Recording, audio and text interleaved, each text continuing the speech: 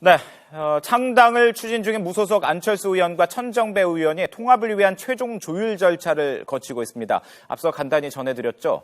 자, 그리고 새누리당은 이번 주 안에 공천관리위원회를 구성하고 당내 경선 준비에 돌입할 예정인데요. 국회 연결해서 자세한 내용 알아보도록 하겠습니다. 강정규 기자. 네, 국회에 나와 있습니다.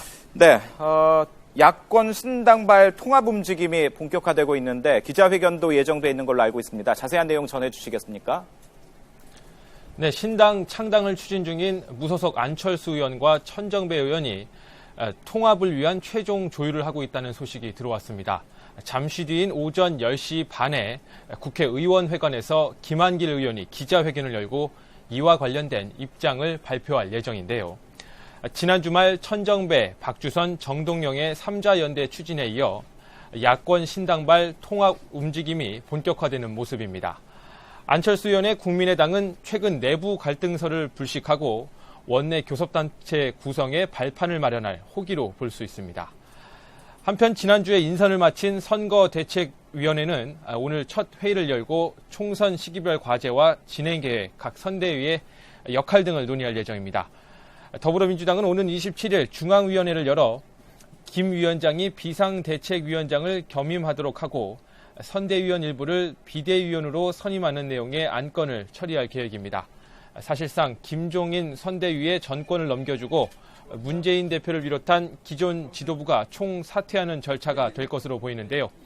더민주는 민주적인 권력 이양을 통해 오직 총선 승리를 목표로 한 체제로 전환하겠다는 방침입니다. 그러나 당 안팎에서는 벌써부터 선대위가 친노 인사를 중심으로 끌어줬다는 등의 잡음도 나오고 있는 상황입니다. 네, 이번엔 새누리당 상황도 알아보겠습니다. 이 최고위원회의에서 이 공천관리위원회 어떻게 구성할지 이 문제가 논의되고 있겠군요.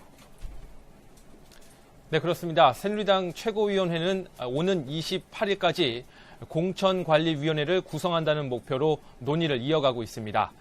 그러나 4월 총선에 공천 실무를 맡게 되는 조직인 만큼 인선 구성을 두고 진통을 겪고 있는 것으로 알려졌는데요. 전국에서 약 1,000명에 달하는 예비 후보들이 대대적으로 경선을 치르려면 시간이 많지 않습니다.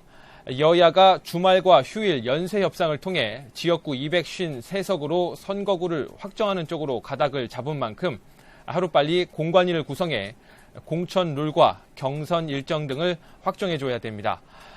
앞서 어제 새누리당 최고위원들은 만찬 회동을 함께하면서 이번 주 안에 공천관리위원회 구성을 마무리하기로 합의한 것으로 전해졌습니다.